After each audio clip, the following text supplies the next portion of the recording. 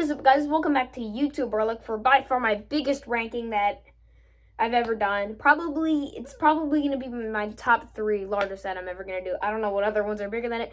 But yes, my top 5 favorite bands of all time are Tears for Fears, Tool, The Beatles, System of a Down, and, well, Yes. And Yes is who we're doing today. So out of those 5, the only one that we still have yet to hit is The Beatles. I don't know if I'll ever do them because of copyright and everything. Can barely even talk about them. But anyways, they're the prog rock giants up there with like Rush, King Crimson. My favorite out of them, we're doing Yes. I own probably about like a third of their albums. Yeah, it's a very amazing band. They have a bunch of lineup changes, but like with legends like John Anderson, Chris Squire, rest in peace, Alan White, Bill Bruford, so many great musicians in this band. They have some of my favorite albums, some of my favorite songs of all time. Probably 2 of their albums are in my top 15 favorite albums of all time. But yeah, let's get into this ranking. I have 21 total. Some say there's 23, and also we're going to do a quick little review of Mirror to the Sky. We're including their new album. So yeah, let's get into the intro. Hope you guys enjoy it. Let's get to the intro. All right, here you go.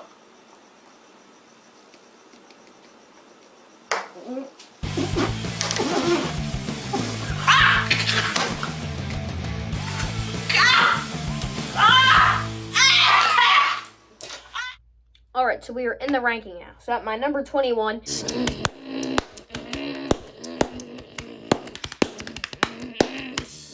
the worst Yes album, I have Heaven and Earth. Heaven and Earth, just like John Anderson had now left the band and they're just like kind of left doing whatever they want. Chris Squire's untimely passing with cancer, just like there are only no original members left, but just Alan White and Steve Howe from like the classic lineup, or one of the 2 classic lineups. It's just kind of just like a mess overall. The only good song on the album is Subway Walls, which I will admit might be a top 20 Yes song of mine. What a way to end off the album. But that's it. The rest are all just pretty bad, so yeah. So my next one at number 20. It was on dinner. Happy night. Kind of a surprise, featuring an orchestra. Time and a Word. Very inappropriate album cover. But like this album, I've always like just wondered. My favorite song is, I believe, the last song on the album, the titled track. Let me check. Yeah. And Sweet Dreams was a pretty good song too. But just like this album never done it for me. I think Yes already had their signature sound found, but it was only until the next album, the Yes album, that one would be when they actually really started getting good production. But you know, you can start to hear the band coming into form here. I just am not a big fan of this early stuff. So my number 19, this is probably most people's last place. Open your eyes. I have Open Your Eyes. Open Your Eyes would probably be their worst album, but The Solution and Universal Garden are both some really good tracks. And I do kind of like, it kind of brings back to the Big Generator 90125 days, but still not that good of an album. But now we're starting to get into pretty good albums. So my number 18. I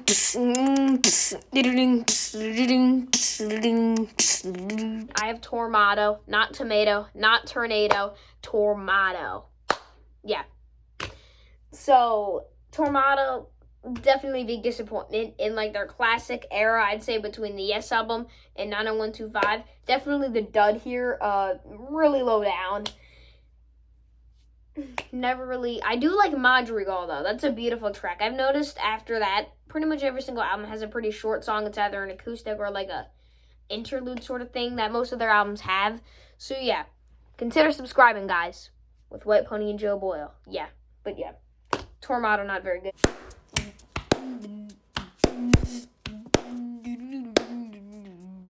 Number 17, we have Onion, or Union. Yeah, Union, it's a weird album. Was this the one? I think it might have been. Yeah, Union.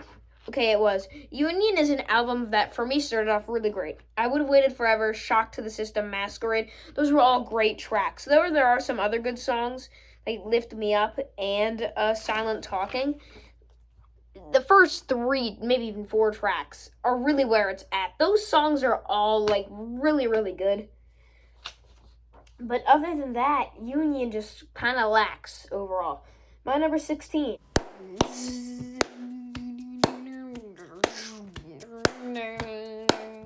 band's newest album, Mirror to the Sky. My number 16, yes. Mirror to the Sky. I heard Cut from the Stars, and I saw the album cover. The album cover I love. I might actually buy this album just because it's new. Probably the third album that they've released since I've been a fan. Maybe the second. I don't know. I know that The Quest was one of them. But yeah, Mirror to the Sky, All Connected, and Cut from the Stars, the singles, those are pretty good songs.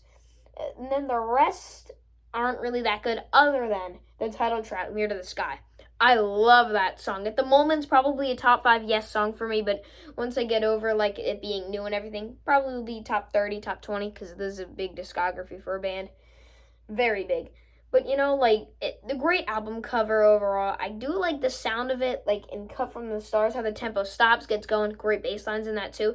Very spacey environment, but just inconsistent on some tracks. 1 Second Enough, Unknown Place, Magic Potion. Last 3 songs are actually pretty cheesy and pretty bad.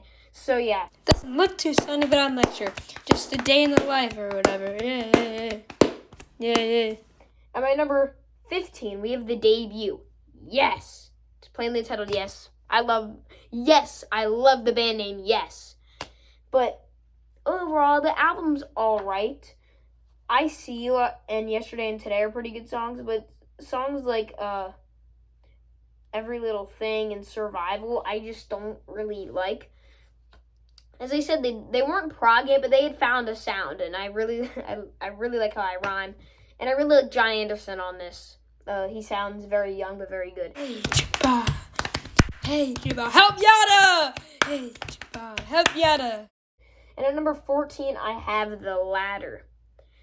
There are a few songs on here that I do not get, I believe. I'm not sure if it's on The Ladder. But like a few songs on here that I just actually do not get. Like the song,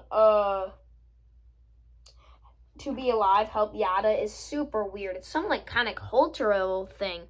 I don't understand it. There's a lot of odd stuff on here, but whatever. Number 13, I believe John Anderson's last album with the band.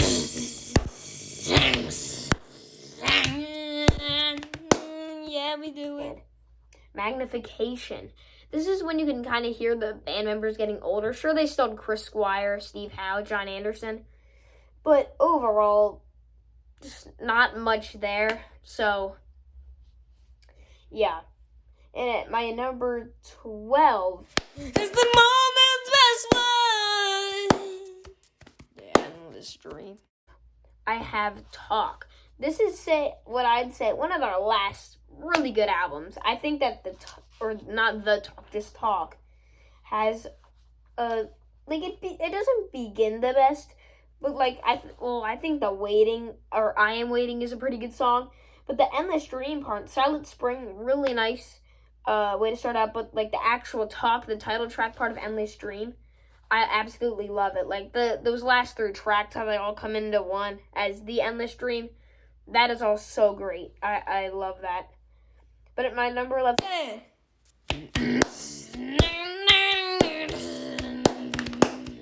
I have The Big Generator. Of course, Level Find a Way. A lot of kind of love songs on here. Level Find a Way. It's a really good song. This is kind of just pure 80s because the previous album, 90125, still some progressive elements and drama, but on this one, just not that much on here. The opening track, the other single, it's pretty good as well, but yeah. So my 10th is we're in the top 10 now. I have their second most recent album.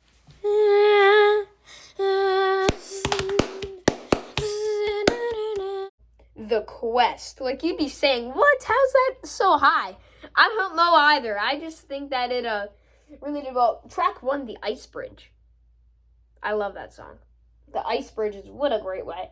Other than that, the only other really good song for you is Music to My Ears. The rest are all about mediocre. Dare to Know, actually, I don't like. But overall, it's very consistent because most are mediocre. 2 really good songs. So, yes. The Quest is my number 10. So, my number 9. We just want to fly from... I Fly From Here. So Fly From Here, I was not expecting. Their most recent really good album. The title track, Fly From Here, easy 10. I don't know why on Spotify they separated into different parts. That's incredibly stupid. but I don't think it matters because it's a 10 out of 10. Life on a Film Set and The Man You Always Wanted Me to Be, those are kind of just like acoustic songs. Hour of Need's great. And then the last two songs, really, I think this would be like number 5 if it weren't for the last two songs. I kind of wish they just cut those two. But Fly From Here, the title track, is what gives this album its name, personality, everything. So my number 8, this one's actually kind of surprising. Seen all good people turn their heads each day, so satisfied. Mr. Baggy Eyes. I have the Yes album. Not Yes, the debut, but the Yes album. This album only has 6 songs. 3 of them are amazing, and the 3 others are just not. Actually, I do not care for those songs at all. Yours Is No Disgrace, of course. Never need to hear it again, but it's a very good song. Starship Trooper and I've Seen All Good People. Those 2 songs are amazing. The clap is kind of just like a quick little interlude, but Adventure and Perpetual Change, they're all right. But you kind of low for this album. I will say it's a bit overrated, but still, I think it is really good still. But I just think time has made it not as good. But this is their first like really good progressive produced album, not overproduced though. How we do it again. Number 7, I'm going for the one right before Tomato just pooped on everything. Going for the one, Awaken, great song, Wondrous Stories, the title track. Those 3 are all great. The other 2, not so much, but it's a very good album. So yeah, the top 6 are actually all 6 CDs that I own by the band. So my number 6. Much better than the owner of a broken heart. I have 90125. I'm going to talk a bit more about these now, because I've been pretty short on all of them except for Mirror to the Sky, because of course, but yeah. So it starts off with Owner of a Lonely Heart, the first Yes song, and that song, Roundabout, and Siberian Couture. Those are the first 3 Yes songs that I knew before I bought their first album. The first album that I bought by that band was Fragile. But yeah, 90125, some like tracks like Hearts and Changes, which are both really good songs, very progressive. Cinema, nice little interlude there. Though I'm not a big fan of Hold On or It Can Happen, Leave It. I love that song. That's another one that I had heard of from a pretty young age as well. Those songs are all really great. Our song, I'm not a big fan of, but City of Love. Really love the sound of that. It kind of reminds me of Cinema. But yeah. I actually just bought this album at Barnes & Noble's, or my mom did, because I was like, I want to get another one. I want to get another Yes album before the ranking. So, got this one. Yeah. 90125, you still have John Anderson's, Chris Squire, Alan White, Chris Squire. I just had a stroke with those 2, but yeah. Really good album. That's my number 6. So at my number 5. The moment I see you. I have Drama, their first album without John Anderson, but then he came back for 90125. So Drama starts out with Machine Messiah. This is definitely by far this album in talk their heaviest album. Machine Messiah especially really heavy. Man in a White Car, or just White Car, really quick interlude, but it's my favorite song on the album along with Tempest Fugit. Into the Lens and Run Through the Light, as I always say, not a big fan of those songs, but doesn't really happen another great song. 4 out of the 6 songs are just amazing. The other 2, this would probably be top 3 if it weren't for those 2. I would honestly prefer it with just 4 songs, and one of them isn't even full length. Doesn't matter though. What an album. Drama coming in at my number 5. And I'm kind of surprised because you started missing a few people. You missed John Anderson. I'm not sure. I think it was Downs instead of Wakeman on this, but still. Right on. So my number 4. I know a lot of diehard Yes fans claim that this is their favorite. I get it, but it's not mine.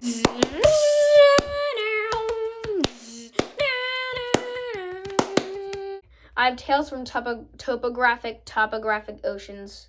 Topography. The Revealing Signs of God and Dance of the Dawn. This is like the standard definition of prog album. There's only 4 songs, but it's over an hour long, which is why it's so fat. You literally need 2 discs. I don't know. And then there's 2 extra tracks. I like how they do that with a lot of prog bands, actually. Just remastered and Yes expanded their albums too in 2003. But yeah. The first track and there's 2 tracks in one though. Proving Signs of God. That's pretty much everybody's favorite song on this album. It's an amazing song. The Remembering and Ritual, those 2 songs. I like how Ritual, the synth lead and melody, which is one of my favorite melodies. By Yes, maybe my favorite, up there with Close to the Edge. And Revealing Signs of God is like, why am I saying like that? I'm like the Revealing Signs of God. I don't know.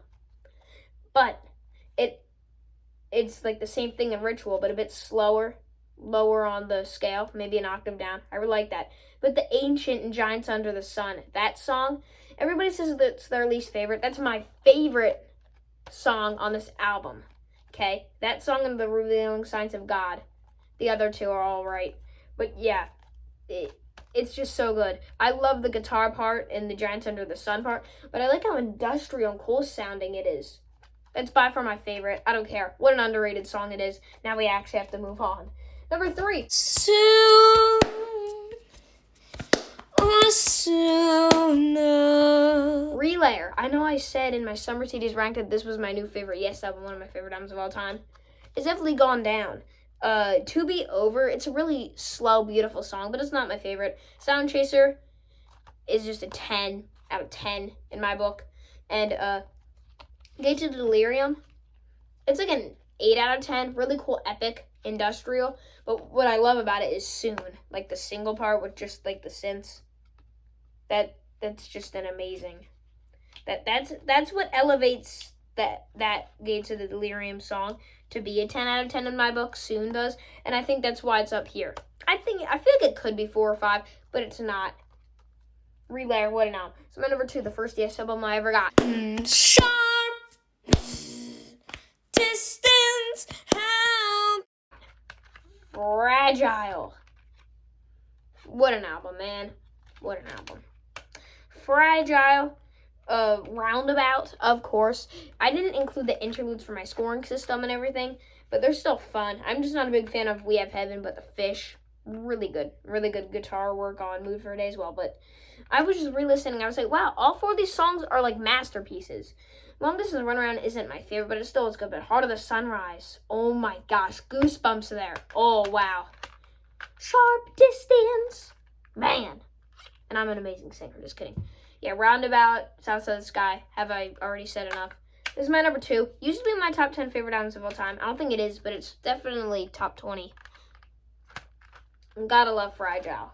But of course, my number 1. Get up, get down. Yes, Close to the Edge.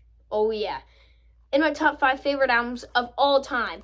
It's up there with some of the biggest albums in progressive rock, like King Crimson's In the Court of the Crimson King or Rush's 2112. These are like the albums of prog, the albums. But we're not talking about those 2 masterpieces today. We're talking about Yes, Close to the Edge. The title track, Close to the Edge, is my favorite song of all time. It has been for like 2 years straight now. Especially the part, I Got Up, I Get Down. That organ just gives me goosebumps every time. And I love Total Mass Retain. That's so great. In the finale of it, into the birds chirping towards the end, could just be instantly looped back to the beginning. You and I, great song too. Not an epic like my favorite song of all time, but still great. Siberian Khatru, another 10 in my book. This album's perfect. It truly, truly is. I think it's the best prog album ever made. And it's my top 5. I believe it's my 4th or 3rd favorite album of all time. My favorite song of all time, Close to the Edge. So yeah. That is it. Please consider subscribing. My number 1 is Close to the Edge. So yeah, let's get to the outro. Thanks for watching this video. Now look at this person. And again, thank you for watching today's video. Please like and subscribe, even though Burlick is bad. Anyways, bye.